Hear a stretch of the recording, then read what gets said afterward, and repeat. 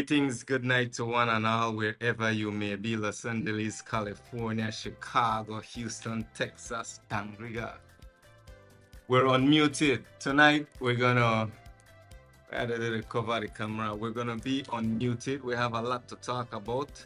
Tonight, I have my co-host, my good friend, my warrior sister, Ifasina Efunyemi, better known as Ifa. All right, Ifa is gonna be joining us live tonight. We're going to be talking about the Garifuna enemy. Who is our enemy? Who are our enemies? What are we number one enemy? What is wrong with us? What are we doing wrong? Where are we going wrong? Good night to each and every one of you. Wednesday, August 6th. I have to make sure I watch the date because time to fly so far. Xavier Afieni, go sleep if you're still up. Baby Omoga, time for sleep. Ifa, are you there? All right, let me just wait until Ifa join me. In the meantime, I'll get this link and send it to some people. So just bear with me or leave it while I get all this sorted out. Good night to each and every one of you. Pretty soon, I'll be able to see who is live, so I could acknowledge you. All right. Mr. Eric Castillo, BT Guyon, good night, my brother. Good night. Tonight, Dion Serrano, a blessed night to all of you. I want to ask you to please remember to share the live. Tonight is going to be educational. It's going to be inspiring. It's going to be a heart-to-heart conversation.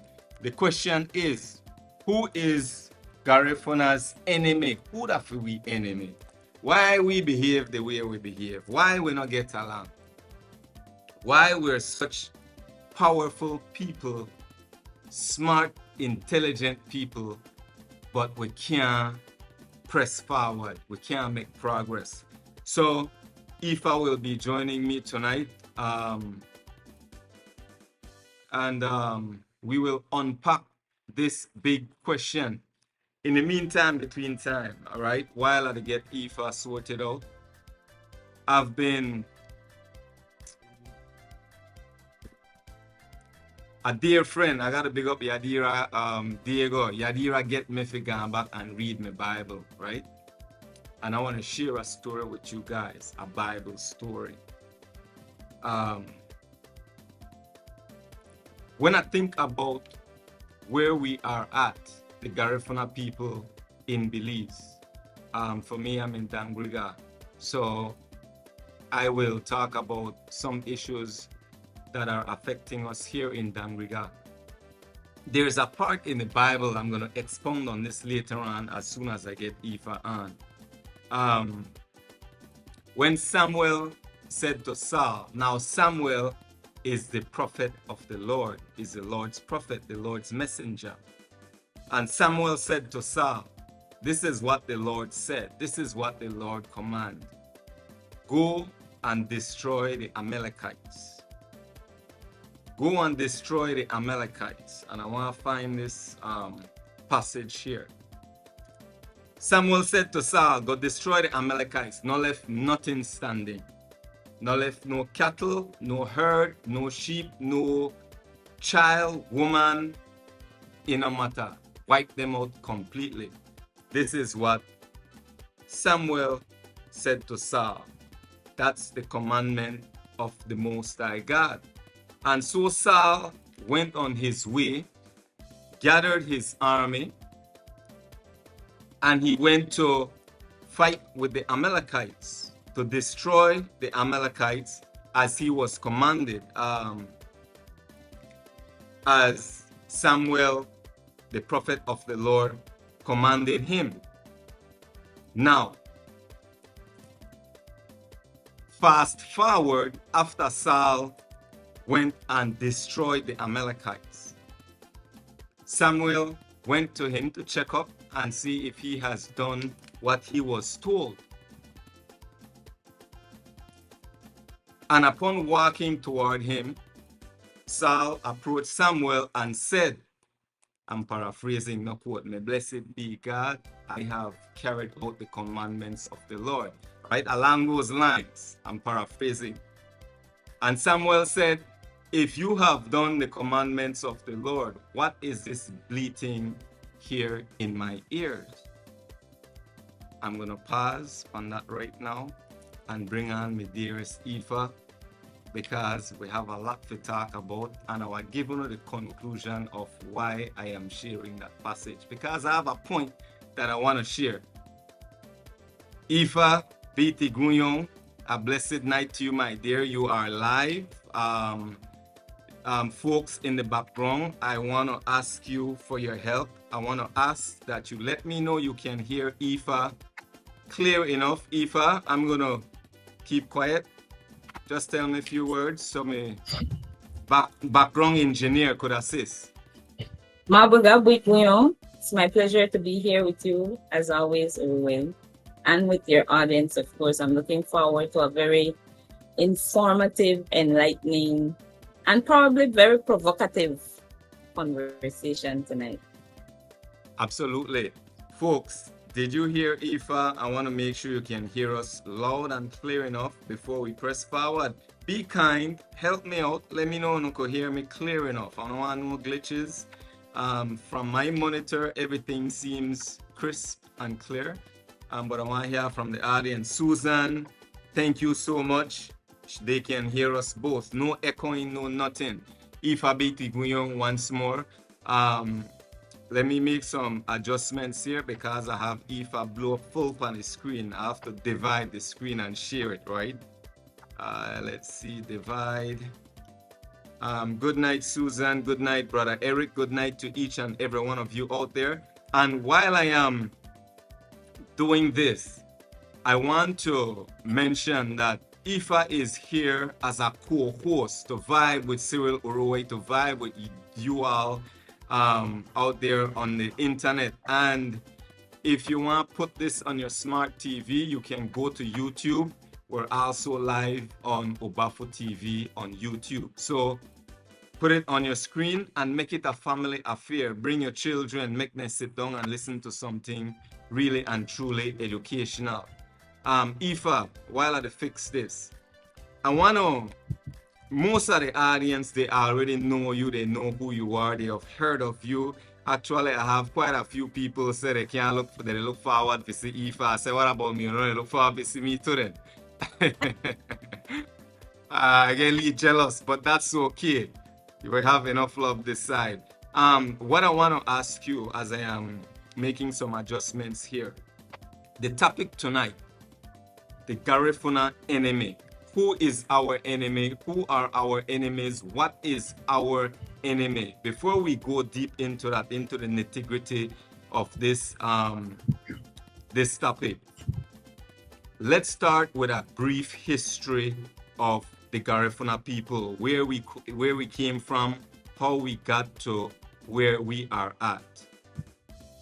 Well, you picked on a topic that is a passion of mine, and that is history. And truly, Uruwei, if you don't know your history, my brother, you are lost. Really and truly. It's difficult to see yourself in your right place in terms of with confidence, true, authentic confidence, if you do not know your history. And that means knowing your personal history, like what's your lineage? Who are your grandparents, great-grandparents on both sides of your family tree? Things like that. It's very empowering. It has been empowering for me, so I can tell you from experience that it is very empowering knowing your history. Now, the history that we've been taught in schools talks about 2 Spanish slave ships wrecking off the coast of Uruwei. In my 48 years, I have not heard of any evidence supporting that theory, but that is the story that we've been told in school, that there were two Spanish ships transporting Africans with the intention of enslaving them, owning them as property and working them for free, because that's what enslavement entailed. You get denied, stripped completely of your humanity. And how they did that was stripping you naked, literally, transporting you by force, having you on auction blocks once they got to their particular marketplace. For the British, that happened in Barbados. For the Spanish, it happened in Cuba. And those plantation owners that wanted free labor would pay for human cargo that was placed on these stages. Just like a stage for a performance, but this was a stage for auctioning human beings. And they would oil them up, grease them up, whoever survived what was called the Middle Passage. The Middle Passage was the journey between the African coast, across the Atlantic Ocean, into the Caribbean Sea, and then across that to the US, but in the Caribbean Sea for the Caribbean, who once they were taking captives to Cuba or Barbados or wherever in the Caribbean. So I teach my students because I'm an educator by profession, just like I am a journalist by profession, and I'm also an advocate by profession. So as an educator, one of the things I teach about is Caribbean history, Caribbean studies, which is multidisciplinary and includes history, but it also includes economic development. It looks at culture and society, so that's more sociology based and so on, right? Also research is incorporated in that. So I teach that, and I also teach Belizean history. I also used to teach ancient civilizations. And like I told you, history is my passion. So I saw a movie in the 90s called The Amistad. And it was the first time I got a clear understanding of what that Middle Passage was possibly like. Because we won't know for a fact because we weren't there. But what the movie captured so explicitly was the Middle Passage experience. So it did show being captured, people being kidnapped in Africa, that yes, there were other Africans, because Africa has many countries and different ethnic groups. So they would use one ethnic group. The Portuguese were the ones that had control of the slave trade on the continent of Africa. And then the other Europeans bought slaves from them, right?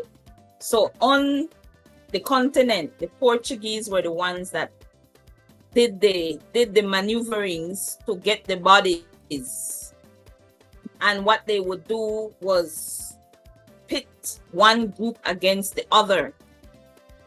And so one group would, in wars or raids on other groups, have these captives to then offer to the Portuguese. And then the Portuguese would sell them to Spaniards, to British, to French, right? And they kept them in these structures that today are called castles, right? But nothing ever pleasant about these spaces. These were dungeons that Africans were kept in. Some the females were already being raped and brutalized in those spaces, and then they were loaded onto ships in very unpleasant and inhumane conditions. As a child, Uruwei, I saw a picture in the history book History of Belize. We used to use that book. You must have used that book in school. Oh, yeah. We all had to use that book. History of Belize. And it had a picture. And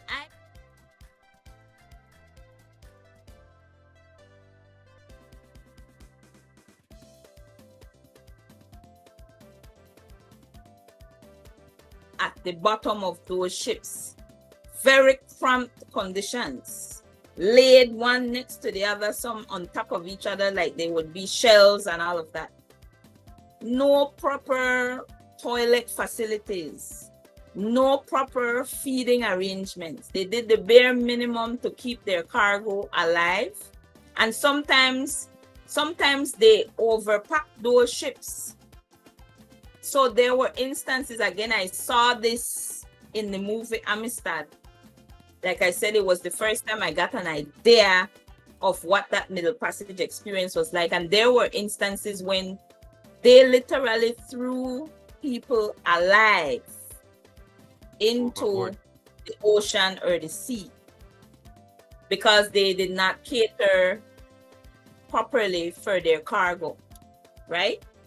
Now, I bring this up, Uruwei, because as a child, hearing the story of these two Spanish ships wrecking in 1635 off the coast of St. Vincent, as a child, I always thought something was wrong with this story.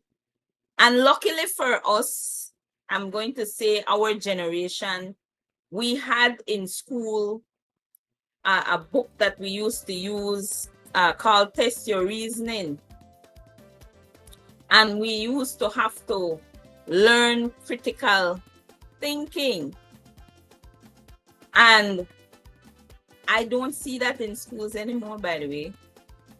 But I know that that class and that book that was used for that class helped us to think critically about things. So a simple example, we would hear these Bible stories like you were making mention of one. One of them was where Jesus was near this water body and there were thousands of people there. And then he had 2 loaves of bread and 5 fish. And by some miracle, he was able to share these 2 loaves of bread and 5 fish with all these people. The critical thinker would ask the question, well, was this Creole bread? Was this cassava bread? Was it sliced? How did he share this bread? You understand me? We never questioned that. But a child that is allowed to think critically would have that question. Did he boil the fish? Did he fry the fish? Right? Was it grilled, barbecued? How was this fish prepared? What kind of fish was it? Was it barrow, snapper, grouper? What was it? But the kind of education we got did not support critical thinking. Such is the case with indoctrination and dogma. We're just supposed to accept the dogma. We're not supposed to question anything. So we were to accept this cruise ship wreck off the coast of St. Vincent and say, okay, and that's the source of the Africans that make up our genealogy, right? That's how the Africans got mixed up with the Kalinagos and the Arawaks, because these 2 ships got wrecked off the coast of St. Vincent. Now, to me, if ships got wrecked off the coast of St. Vincent, by now, we should have found those ships, not true? I think so. I have not heard that. I've not heard that. And then, if the captives survived said shipwrecks, where was the crew? Because nowhere in the story are we told that there were also 12 Spaniards that survived. Because if the captives survived the shipwreck, we would think that there should have been crew members that would have survived the shipwreck. I mean, that's logical. But here's the thing, again, from the Amistad, looking at how the captives were kept at the bottom of those ships. And even on the occasions that they were allowed on deck, they were still shackled away. So the likelihood of surviving a shipwreck is very low when you are shackled. But what I saw in that movie was an example too of what happened on some ships, but is barely reported, and that is revolts by the captives on those ships. That there were ships where the captives got the chance to free themselves and take control of the ship, and of course kill their captors. But of course the Europeans wouldn't say much about that, because you know they don't want, once they're the ones writing the story, they're not going to say anything that will privilege our history. But it made me consider that this story of these two ships wrecking off the coast of Uruwei, questionable. Now, what I could believe is that the African captives on those ships in 1635 gained control of those ships. They engaged in revolts on those ships, and in having control of those ships, ran those ships aground in Uruwei. Now that I could believe. That is more plausible, because it would mean that if they had control of the ship, that means they would have been able to release themselves from the chains around their necks, around their wrists, and around their ankles. That's how they had us shackled. Our African ancestors were shackled in that way. So how you could swim? And if the captors treated us as not human, that means they had no regard for our well-being. That's why they could throw so many of us off board alive and well. Why would they have saved us in the case of some distress on board? So when you are a critical thinker, and just for context, and we're talking about how many people here, just to put things into context. Uruwei, those ships carried hundreds of captives. I don't know that they were as big as the cruise ships that exist today, but definitely hundreds of captives would be on those ships. And they had ships that were bigger. They were bigger ships, and then there were smaller ships. It's not one ship. And it's not one ship. But you notice I use the word captives because this is an attempt at decolonization of our understanding of history. Remember, there are many texts that refer to those Africans who were enslaved as African slaves, as if that was our identity. We were African slaves. Our ancestors were African slaves. Like Africa only produced slaves, right? Because I can't remember in my childhood hearing of African kings and queens. Did you hear them? African princesses and princes. I can't remember in my years of schooling hearing reference to African kings, queens, princes, and princesses, or any other thing African except slaves. Yeah. You could tell me if you may hear it, but I did not hear any other reference to anything African but slaves. So I'm bringing it to you to say we must rethink our history. So the captives, because when you became a slave, you actually became a slave once you were bought, right? You were bought. And what I saw in the Amistad is a bit of that process, that once they bought you, now they're putting you on a different ship that belongs to the owner of the ship, and more than likely the owner of the plantation you would be working on. And they named us then, like denied us our African identity completely, and just pointed at you and said, you name John, you name Mary, and like that, just like that, arbitrarily deprive you of your name, deprive you of your identity. And then when you look at like the movie Roots, then you see how they beat Kunta Kinte out of Kunta Kinte. You see, like they brutalized him to bring him down to size. It was a systematic thing that happened. Well, it didn't happen to the Africans that made us, Uruwei. That didn't happen. Yes, captivity. Yes, forced migration. But somehow we managed to get control of those ships. That's the only thing that made sense. Because fast forward to 1797, when we, after 2 wars, Uruwei, 2 wars that lasted more than a year, by the way, conceptualized that our people need to know that our ancestors on Uruwei fought 2 wars against the British, who were the mightiest military power at that time. And we were able to fight them to protect our lands. And when Chatouye was murdered, the war did not stop, Uruwei. We still continued to fight. And it was those who survived and those who surrendered who were then imprisoned on Balisol for 6 months. Between July and March, when the exile occurred, our people were kept on Balisol, and half of the amount that was left there died because they attempted genocide against us. But why am I bringing this up?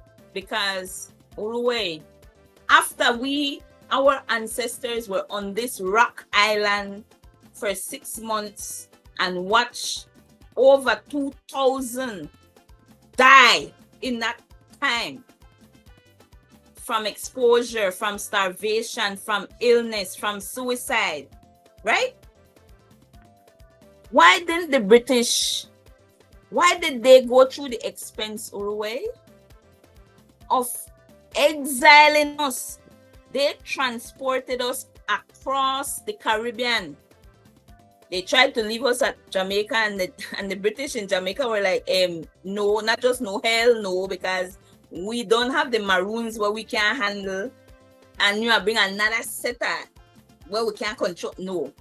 And that's how we ended up at Roatan. Roatan was one of those islands that the British also were traversing regularly, right? And that's captured in Belizean history, right? But why transport us? Pack us up on ships and transport us across the Caribbean. 200 more died, by the way, on that journey of a month between March 11 and April 12. 200 more died. But why did they do that? Why not just put us right back on the island now and enslave us, right? Why didn't they do that? That's another critical question. Why didn't the British try to enslave us? Here you have 2,000 plus able-bodied people. They survived 6 months on Balisol. Why not enslave them? Now put them on your plantations. Why didn't they do it? Because, Uruwei, they knew they could not break us, right? They could not break us, not at that point. You know how they broke us? Because the topic we're talking about is our enemy. And part of our enemy is our ignorance of our history. A lot of what I'm saying, there are many Garinago that don't know about what I'm saying to you right now, or don't embrace that, don't see our history from this perspective that I am giving, that I am sharing. The perspective that rejects the white man's version of our story. It rejects a shipwreck story. It instead embraces a revolt against enslavement. It instead privileges our resilience and our perseverance as a people, our refusal to be the pawns, the toys, the tools of the white man. That is our history. But when we don't understand that history, so in Roatan now, we are placed in land that actually on paper belongs to Spain. And doing so now, we have to survive. This is a new territory. We are not from here.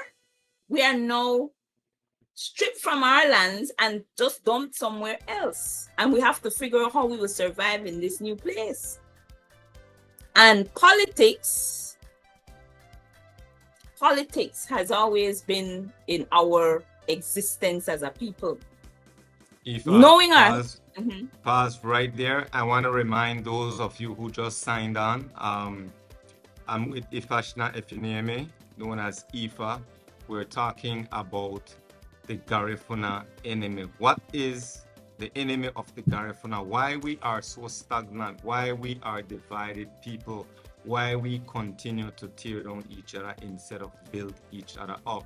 Ifa is giving us a brief history of where we came from Uruwei up until this point and how that applies to where we are at today. Go ahead, Ifa. So I'm talking about politics, not partisan politics. Not partisan politics. Politics, in the true sense of the word, has to do with governance, leadership, power and control, especially of the collective, of the society. And we were always at that in Uruwei, then in Honduras, and then in Belize and Guatemala. Wherever we went, we had to play politics. In Uruwei, we were a scattered people. We did not have a centralized government. That was not the way Garinago operated. We had different spaces that we occupied, but once the common enemy posed a threat to our peace, our domain, now we would come together, all of us organized, and there would be the selection of a paramount chief. What were the qualifications for that chief? We would need to dig deep into our DNA to understand how we made those decisions. But the French and the British have written about what they experienced in Uruwei, trying to get the Kalinagos and the Black Caribs is what they call us, the Garinago, under control because they wanted our island. And they wanted our island because having a free Black people on an island, now that poses a threat to their plantation system with their main source of labor being enslaved Africans. And many of those who were enslaved on Barbados, on St. Lucia, on Grenada, these are islands around Uruwei, would escape to Uruwei because once they got to Uruwei, they would be free.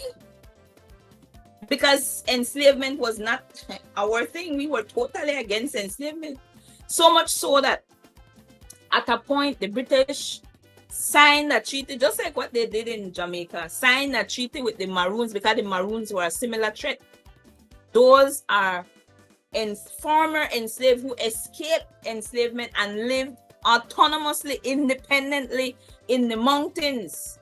They were a threat to the plantation society in Jamaica. So eventually the British signed treaties with them when they could not defeat them. So the same thing they did with Garinago, signed treaties with us. Now we don't know French nor British, so we don't master the French language nor the British language. So it was highly likely that they tricked us in those treaties, right? Did not keep their word. That happened with the Mayas too in 1853. They did not keep their word, but they signed treaty with the Maya people, same way. So I bring that up so we could see that these people, the Europeans, whether French, British, Spanish, Dutch, they had the same mindset toward any indigenous people, any people that was not white. They had the same mindset that we were savages, heathens, that we were barbaric, that we were uncivilized, according to them. Cannibals. Yeah, all of that. Lies, of course, but they use those words against us.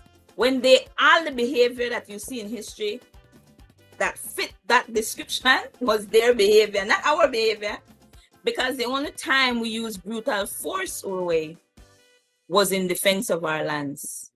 And I was describing to you how when there was a threat, the various clans came together and then chose a paramount chief. When they met Chatouye, I think the year was 1678 or 1768. He was a young man, but he was this robust man, right? Wuguri. And they came with this the king, this and the king. And he was like, what king? Like, where the king, this king that you are speaking about, where is he? Where is this king? We not depend that. We not honor no king. We not follow no king. What your king, when you talk about that your king, but that not for we king that. And they were afraid of Chatouye because he was already like no nonsense. There was another instance where one British military official came he was tasked to tell our ancestors that land belonged to the British. So the chiefs listened to this, he welcomed them onto his ship, give them wine. Now they're socializing, everybody they laugh and talk. And then now he tells them what was the message that he brought. All smiles disappeared. Everybody stopped. They made a drink and laugh and talk, All smiles disappeared. And the chiefs looked at him and said, listen, it's a good thing you didn't say that on the island. It's a good, because even if we wanted to save you, we wouldn't have been able to save you. This is our land. Please go tell them people, this is our land. Not come back here with that. And the man barely made it out. Like he was just glad to be alive to go back to report to his superior that, well, this is not working. And I'm saying this to my people because the kind of games that get played against us, that started to get played against us in the 1790s and then in the 1800s, got played against us because we forgot our history. And part of the reason we forgot our history, Uruwei, was because of how traumatic those 6 months were on Balisol. Think about any major traumatic event that one might survive from. Oftentimes, a survival tactic that occurs in our own subconscious is we forget. We bury that. We bury that deep, deep, deep, deep down. So much so that sometimes years later, some simple thing happens and we react in this rage, and we can't explain why we reacted in that way. Or we might have this overwhelming fear of something, and you know what it's associated with, Uruwei? That trauma. That's buried in our subconscious, right? Transgenerational trauma. And we are carrying that, Uruwei. We are carrying that, and we must recognize that we are carrying that. But the same way that we have inherited in our DNA the weaknesses and flaws of our ancestors, we also carry their strengths, Uruwei. The thing is, we don't tap enough into our strengths. So back in 2019, when I visited Uruwei for the first time, I had always anticipated that when I got to Balisau, because there was no going to Uruwei without going to Balisau for me, I felt like I was gonna cry. I already done play this thing out in my head. I even felt the emotions from here that when I get to Balisau, I would cry. I would feel such agony for the loss of my ancestors on that island. Uruwei, first of all, I went to that island on a fishing boat. Jesus. And that was a traumatic experience. Being on that boat, not hearing the machine sometimes because the boat was airborne. The sea was rough, my brother. Rough. Oh, wow. And I just prayed through that journey. I prayed through that journey. I got to Balisau soaking wet. I was in Garifuna attire, soaking wet Uruwei. The sea was rough, but once you reach Balisau, then that rock, that massive, because it's a massive rock. That's what it is, a massive rock. Then it blocks the wind. The wind coming from Africa, right? It blocked it. So now it calm in front of the island. But before that, it was rough. Anyway, you get out, beautiful beach, Uruwei, beautiful beach, pristine. But when you look at the vegetation on that island, Uruwei, there is no fruit you could eat. You can't plant any kind of food, right? It was not barren. It covered with vegetation, but it's desert vegetation, Uruwei. It's things with thorns. And if you're seeing vegetation with thorns, that's a hostile environment. I saw there are these cute turtles with yellow spots on them. Those seem to prevail there. Uruwei, no spring, no creek, no river. So this is not a place that human beings could survive because it had no freshwater source. Okay? So I went up the hill and the wind stopped Uruwei. I will always tell the story. The wind stopped so that I could set down my candle, set down my water and my rum, as I carry all of that for them, light the candle, pour libations and call on my ancestors right there on that island. The wind stopped so that I could have done that. And I have the evidence because it was videoed too. Uruwei, I did not feel sad.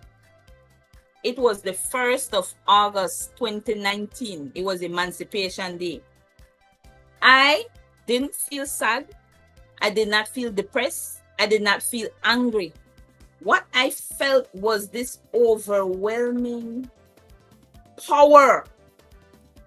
And my ancestors told me, by that feeling that overcame me, you have nothing to cry about here.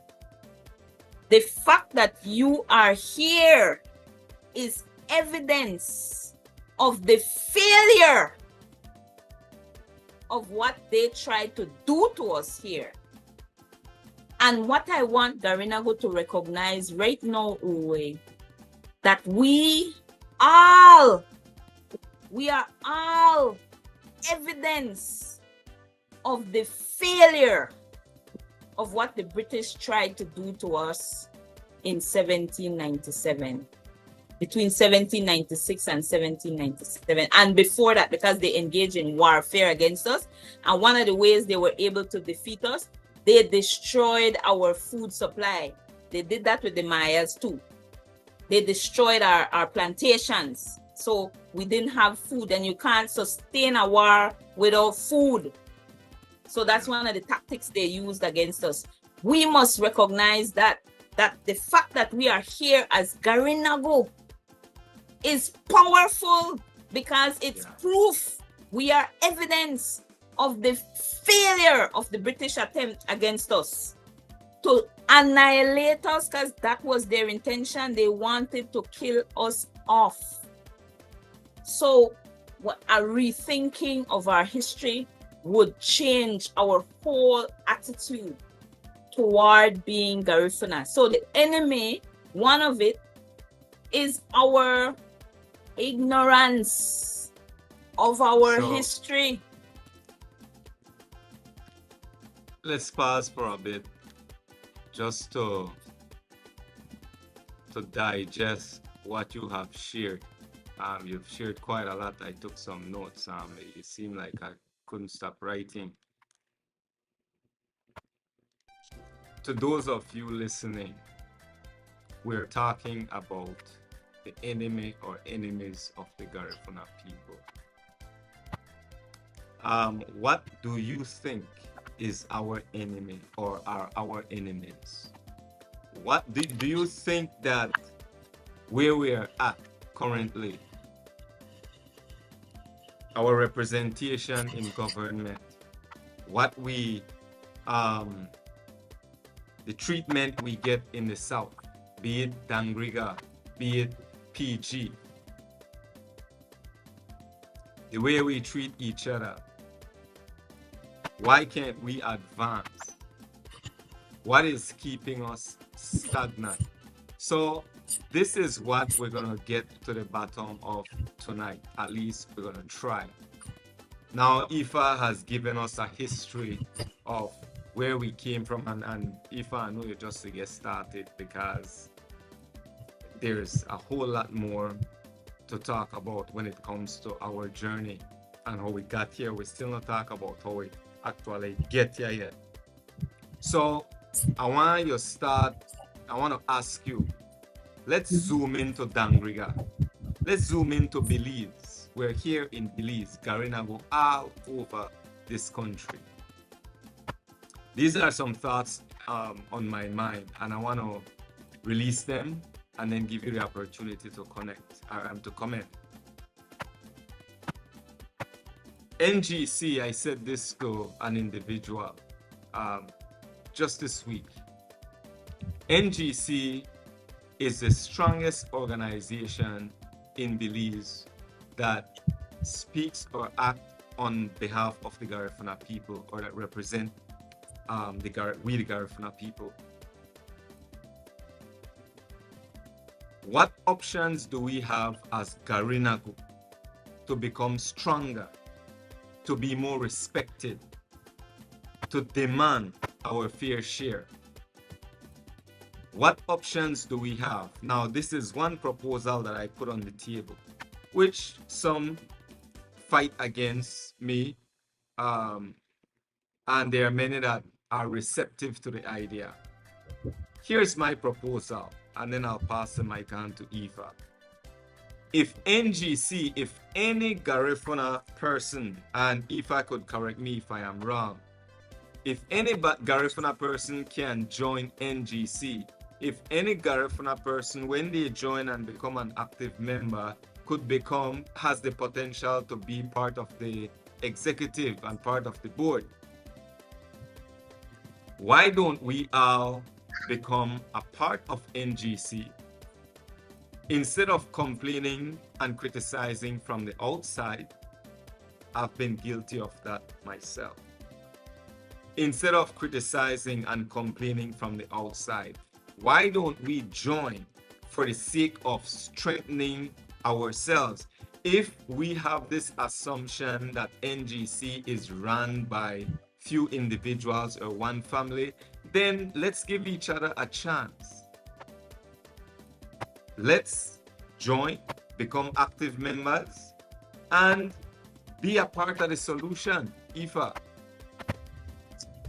That has been my question for anyone that has come with criticism of the National Garifuna Council. So this is again answering that question about our enemy. We have lost ourselves and our way as a people. Imagine our ancestors now after being left in Roatan and having to figure out how to survive, started to navigate the coast of Central America. We managed to establish settlements in Nicaragua, and it wasn't walking, it was by sea. So that involved paddling, Uruwei. And if you know anything about being in traditional Garifuna boats, canoes, then you know the importance of balance. That's still the case now in bigger boats. So it was worse the case in those days. Balance. Balance requires cooperation. It requires submission. It requires collective understanding, reasoning, and movement. If with the kind of attitudes that we currently have as a people, because of how many things we have allowed to divide us as a people, had our ancestors behaved in that way, how we behave now, if they behave that way, paddling those boats across the Caribbean Sea, across the Port Honduras, across that area, those rough seas, because once you get beyond Belize's barrier reef, the seas are very rough, the waves are very high, and there were no huge skiffs nor cruise ships that we were using. It was the dories. Our ancestors knew about focusing on the goal, the big picture, the common interests of the common group. It wasn't about the individual interest, it was about the common interests.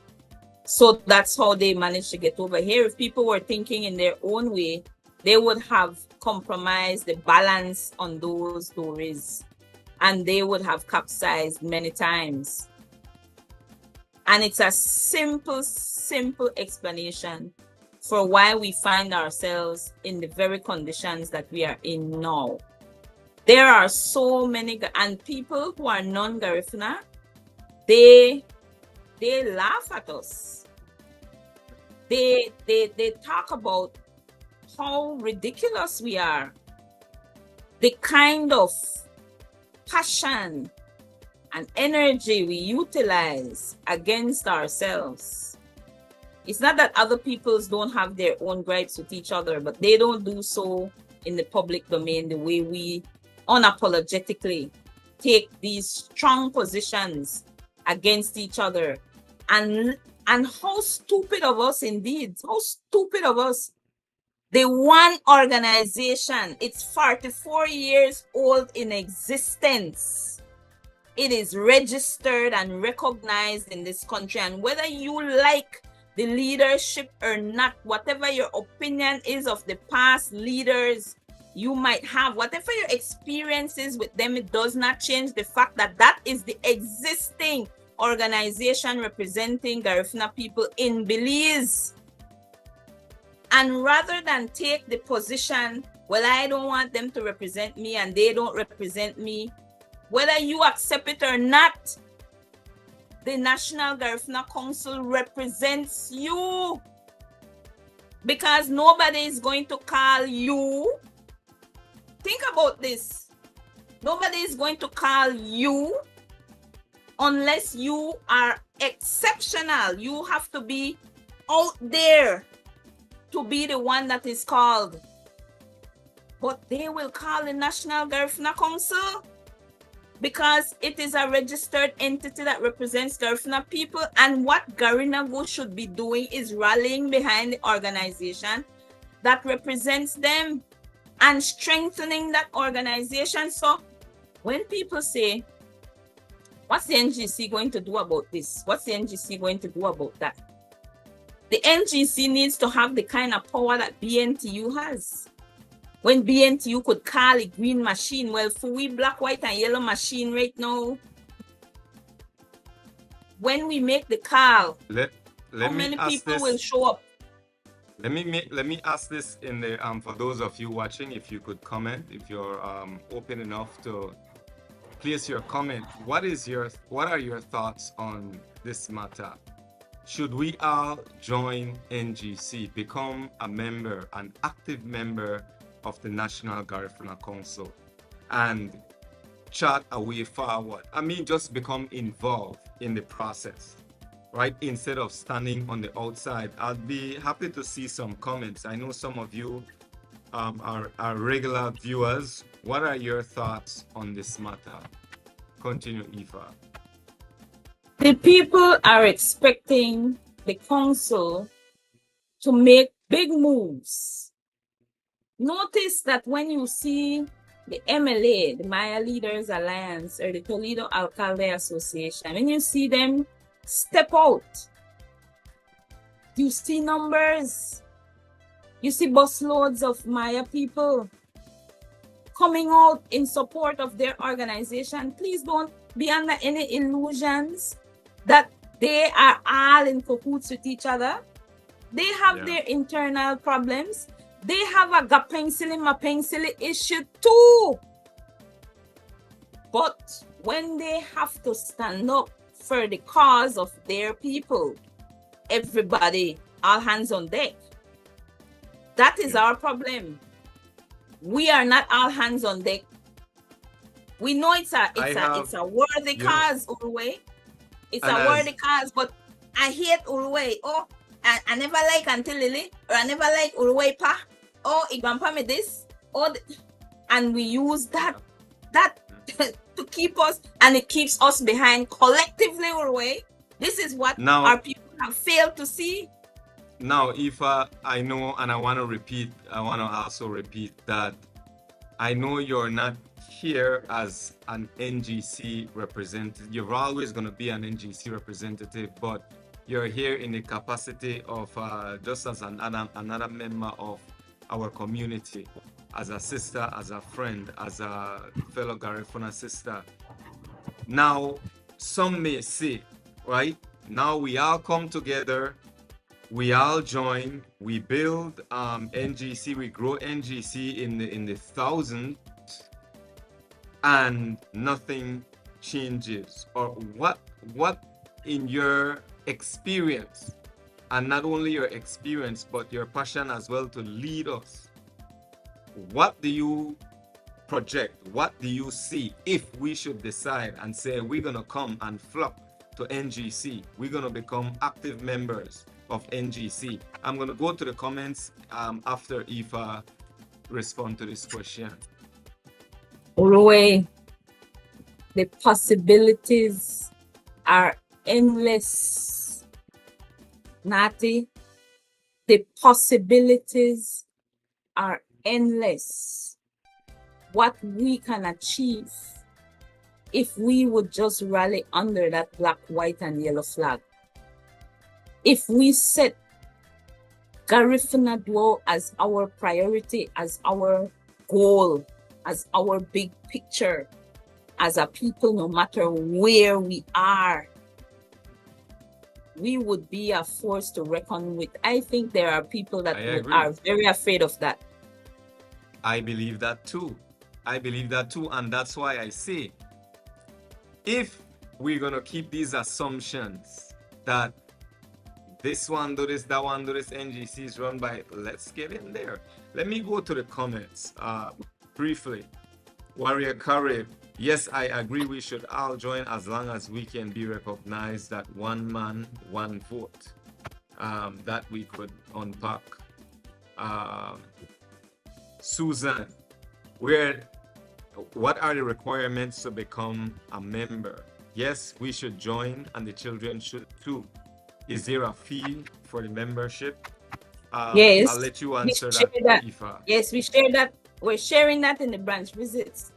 Wherever you live, if you are in any of the 12 branches, if you have roots in any of the 12 branches, because maybe you live outside of the country, or you live in another part of the country where there isn't a branch, you can still join the branch that's of your heritage. So if you're originally from Barranco and you want to be a part of Barranco branch, then you could join Barranco branch. So there's a registration form that you complete, That way we can also have a database of who our members are. And then you pay dues. It's only $2 a month. So that's $24 for the year and $6 registration. The $6 go to the national headquarters, which is to the board. And then the $24 go to the branch, whatever branch that is. And that helps the branch to operate. The branch can build that money, build those by having fundraising activities and so on. That's it. It's very simple. Yeah. I agree. Dion Serrano said, sure, sounds like a great idea. And then we have somebody just, Mr. Eric Castillo. We should all join NGC, aid the executive for their time limited, and hold them accountable to maintain the balance in the Dorsey. Susan say, okay, I'll join Punta Gorda. Great. See, this is what it's about, man. And I said this at the meeting that NGC had to introduce the executive members and to unfold you guys' plan. I no longer want to be the guy on the outside just throwing darts because of what I have heard. Whether it's true or false. The Bible said when I was a child, I act as a child. I behave as a child. When I become a man, I put away childish things. So I have to think for myself. I have to be an independent thinker. So I'm going to join NGC. I'll become an active member. And please, I also want to say this. Please, let's not go in with suspicion, and let's go in with the intention to build, to grow, to become stronger. And let's see what we can do with this force. If it should, like Mr. Castillo rightfully said, if it should come to the point where whosoever, an individual, a group of people in the higher echelon of NGC, in the higher ups, might do whatever that might work, not in benefit or not beneficial to the collective, to the group, then we call it out, then we deal with it, then we will have every right and every whatever to say, you say, this is exactly where I'm in the talk about. But before that, let's give it a try, let's give it a chance. If you're in it, then you can make changes, Uruwei. Absolutely. You can't make the change from outside. You have to be inside to make the changes. And there's more. One, sorry, I see. Justice for all Belizeans. That person had a question earlier up in the comments, like two or three questions actually. Okay, I see Miss Joyce Cayetano. As a people, there are so many possibilities for us as people to move forward. Absolutely true. Let me go to Justice. Go ahead while I am. This is probably way at the top. Okay, Justice for all Belizean. Oh wow, this long bird I got me to read. Question for Miss Ifa. We are where we are because of the history of what Miss Ifa is sharing. The question now is, should not we be righteously angry and demand our restoration? As a long-standing member of the National Garifuna Council, share what efforts you and or the National Garifuna Council has taken to restore the Garifuna people whole. What are your challenges? What or who is the way of the National Garifuna Council's efforts to restore the Garifuna people? I want to add again before you answer, Ifa, just in all fairness, I know Ifa doesn't shy away from any question, but I just want to remind me that you're here as a Garifuna as woman, me, as you, yes. As Ifa. So go ahead, and if you want to, as much as you want to, shed light. Okay, so let me share this disclaimer. I am not authorized to speak on behalf of the National Garifuna Council, not at this juncture. That would have to come from the board. However, I can speak on behalf of myself as a member of the National Garifuna Council, and indeed a long-standing one. I joined the National Garifuna Council when I was 14, back in 1991. That's how long I've been in the organization. And because of conflicts with particular individuals in the organization in the past, I had stepped away from being involved in the organization. But I know my life purpose. I actually know why I exist. And why I exist is to be a voice for the voiceless. It's hard to be a voice for the voiceless if you're not involved where the voice needs to be heard. And so I realized that staying away and being on the outside was not helping the cause, because whatever I brought to the table, whatever gift I have to give, I can't give it from the outside. It's better to give it in the inside where it counts, where it can actually work. And it's because I'm on the inside. Yes, I could have had audiences with the area representative, any area representative, any mayor, because I've had those experiences. And yes, an individual can achieve certain things, but that's not the Garifuna way. The Garifuna way is not individualistic. The Garifuna way is collective. Yeah. And our ancestors were able to achieve and survive on that premise, on the Aubon Amurno. That's how we got to where we are as a people. That's how we survived the attacks on us. It was collective security for surety, like what Bob sings about. So I recognize that, and that's why I continue to be involved in the National Garifuna Council. If I want to be bitter, Uruwei, an audience, I have not a story. I have stories. I have stories of things that were done by individuals in leadership in NGC against me as a young Garifuna woman trying to accomplish something in life. And I'm telling you that there were Garifuna leaders who tried to block my path, my progress, who cannot pat themselves on the shoulder and say I am their success story because they never supported my success along this journey. And I'm talking from high school upwards to the present. But I have not held on to that. So some people say, well, why are you still involved with the organization? I wouldn't have made bother with that. Today, a friend of mine was telling me, why am I still in the organization?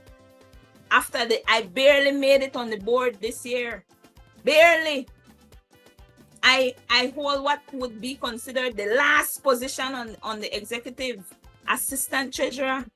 I was running for president.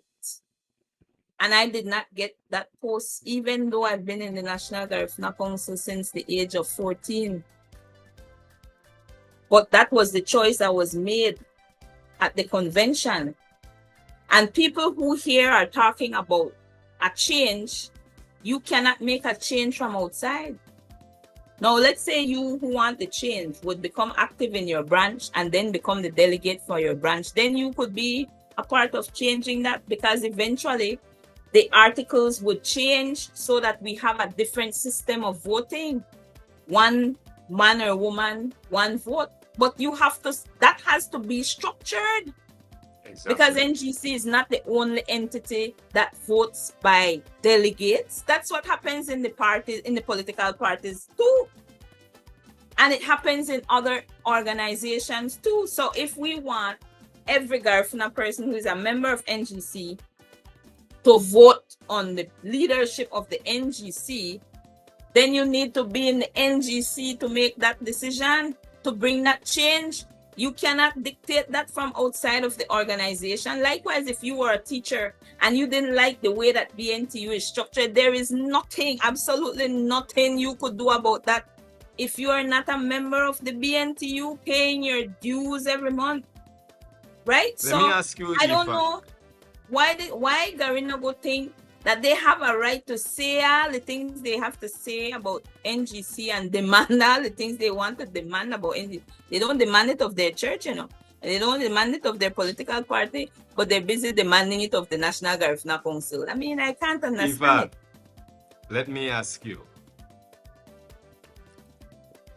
You're here as Ifa. I want to ask you, take yourself and put yourself in the audience. Dangriga Town Hall. What did you see? What was the temperature? What did you see as an individual? I saw a group of people willing to like throw themselves on a thorn, basically, right? Because we already know that the organization has a reputation that precedes it, right?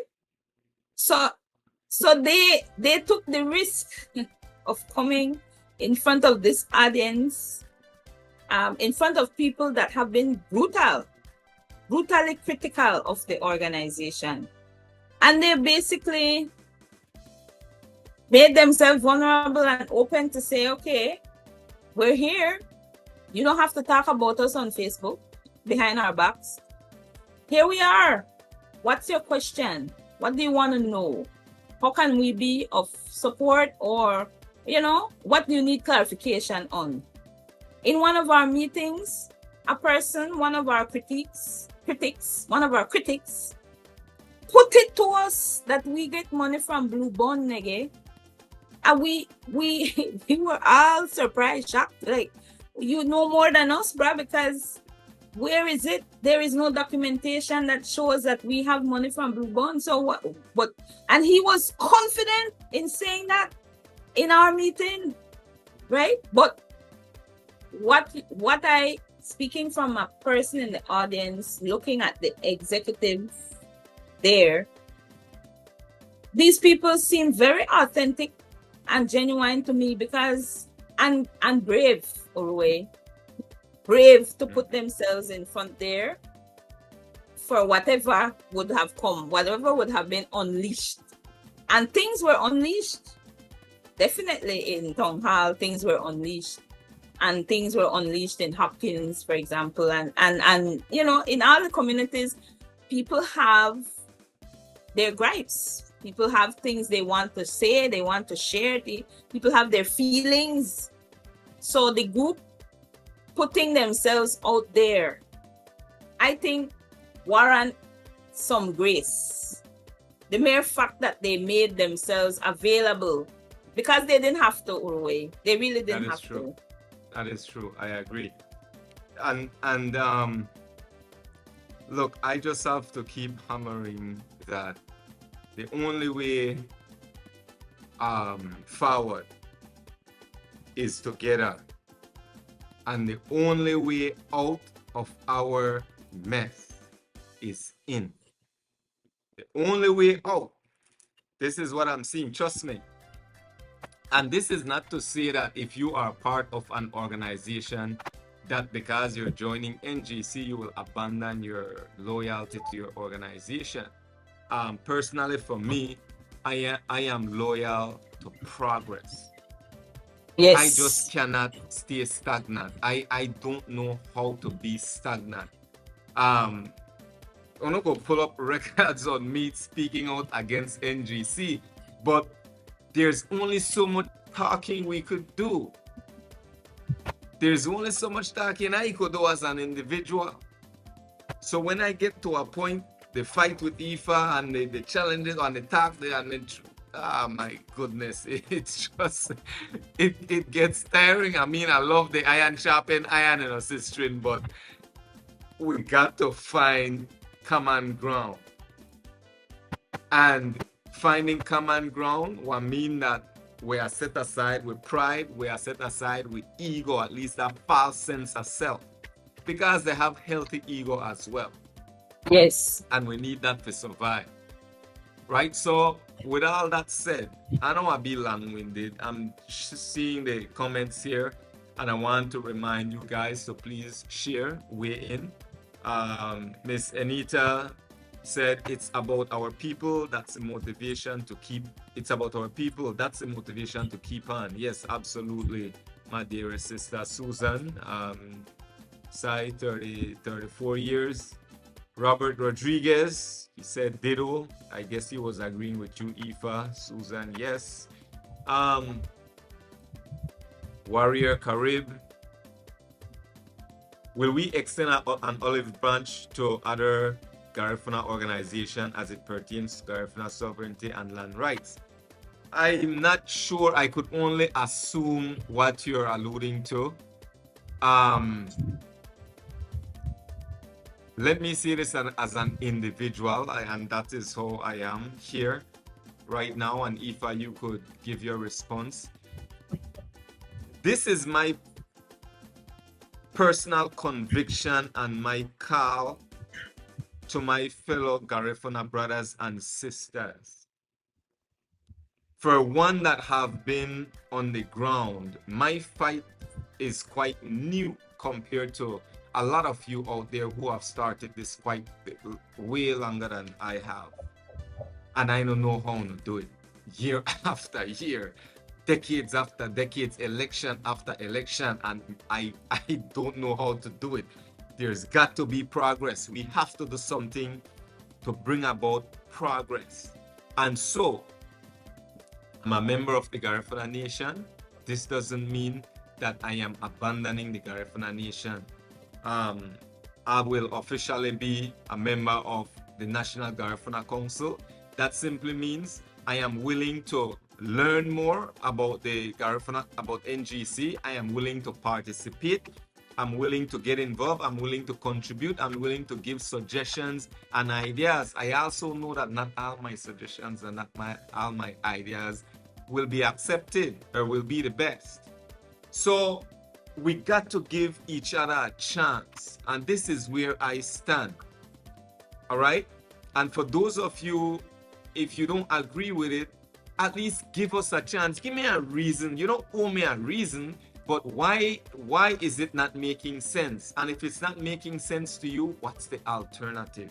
What do we do, Ifa? Yes. Well, I want to respond to Justice for All Belizeans. In the first question, the person asks, should we not be righteously angry and demand our restoration? Yes. In knowing our history and knowing the gross injustice that we faced, our ancestors faced, we continue to face as a direct result of those injustices, by all means, we need to feel that anger. But I'll tell you something about anger. Anger is destructive.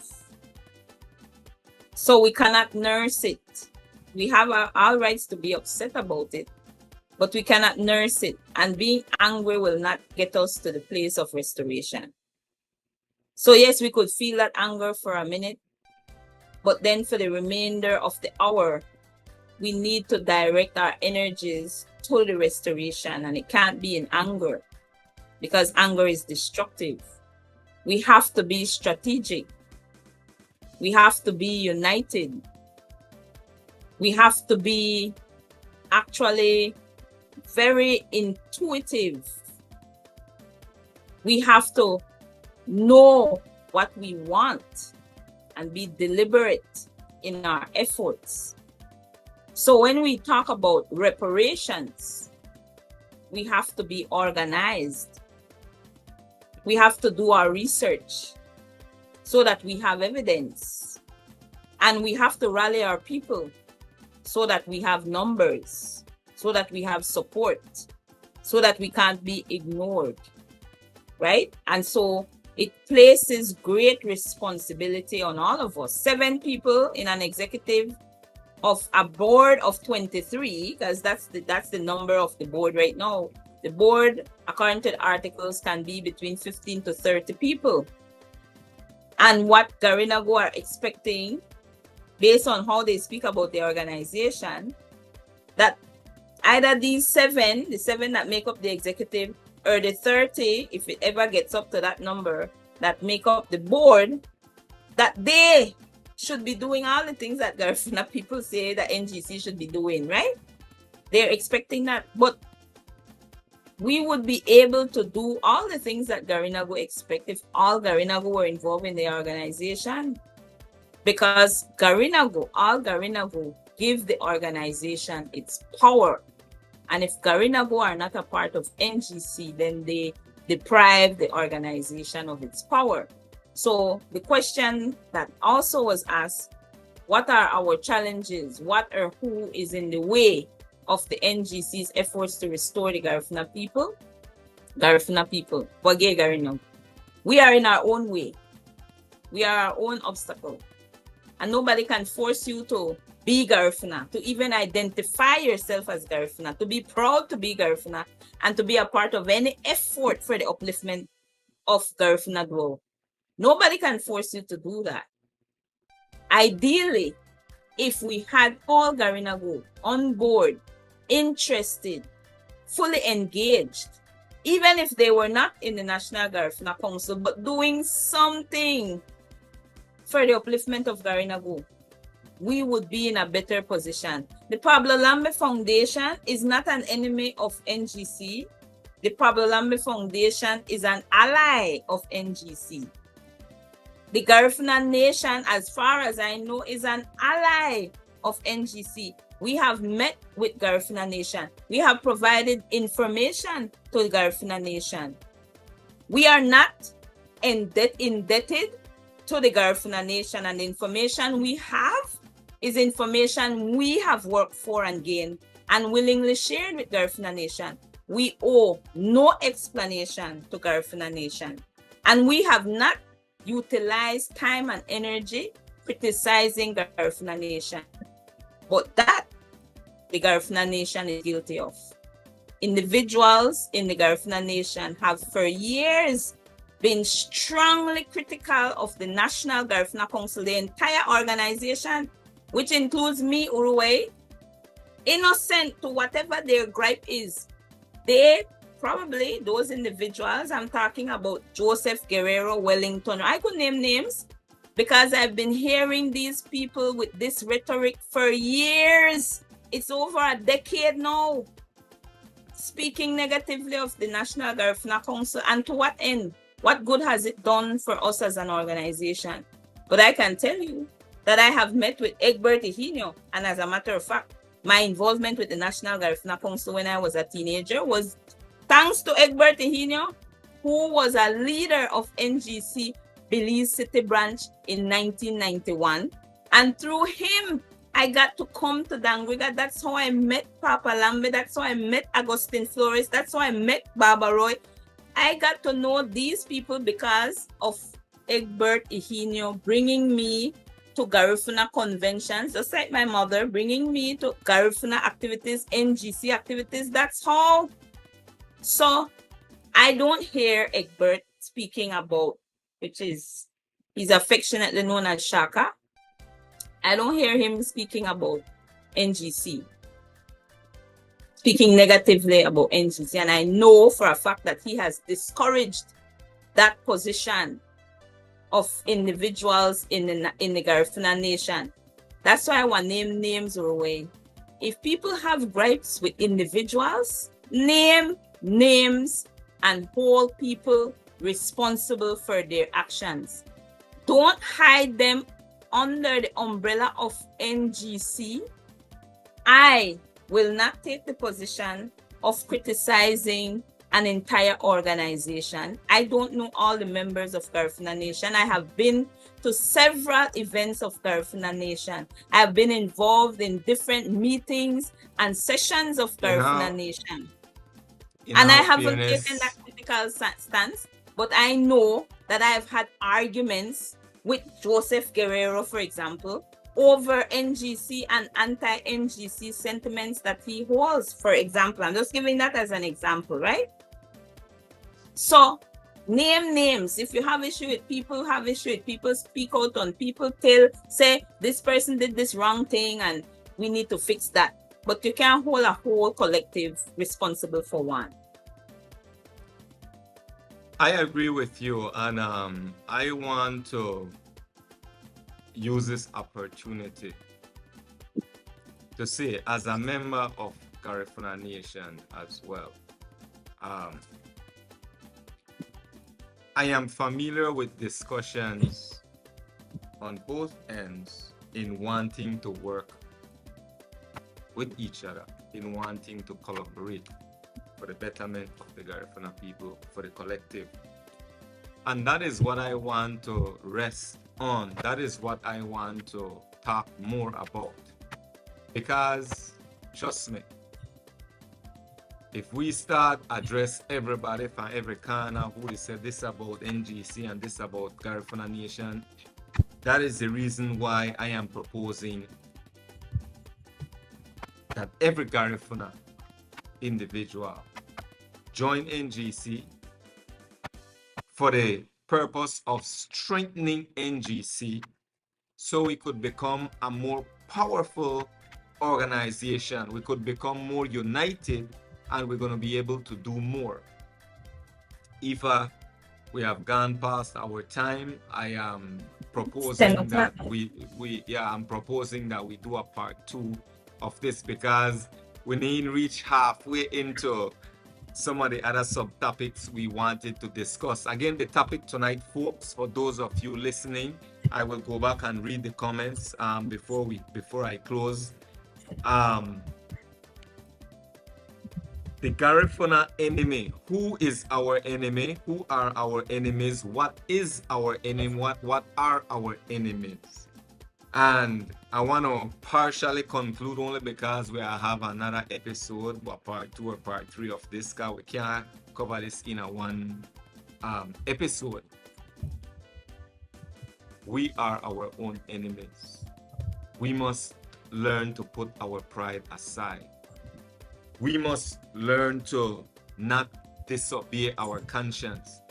The Bible verse I was sharing earlier, when Samuel went to Saul and said to Saul, did the Most High tell you not to kill all the Amalekites, all the children, all the herd cattle, and all of them? What is this bleating I hear in my ears? And King Agag, the right there is stand up, is supposed to kill everything and everybody.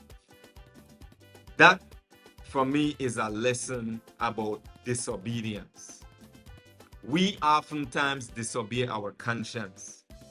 We know darn well that the decisions that we make on a day-to-day basis, being politically aligned, selling out ourselves, selling out the masses, we are disobeying our conscience and we are abandoning the way of our ancestors. I will not go anymore or add any more to this. I will leave the last words for you, Ifa, but before I do that, let me just quickly take a look at the comments real quick. Sebot says, thanks, Ifa. Dr. Anita said, also unproductive leaders are productive of their turf. Next to impossible for other ways of thinking to get a foot in the door, much less a seat at their table. Susan, interesting dynamics at work. This was powerful and healthy dialogue. Dr. Anita again, I will encounter a healthy number of people who seem willing to be a part of the movement and do attempt to get in until they realize that leaders do not have constructive plans. Do they would quietly walk away? I think there must have been a slight typo there, my sister.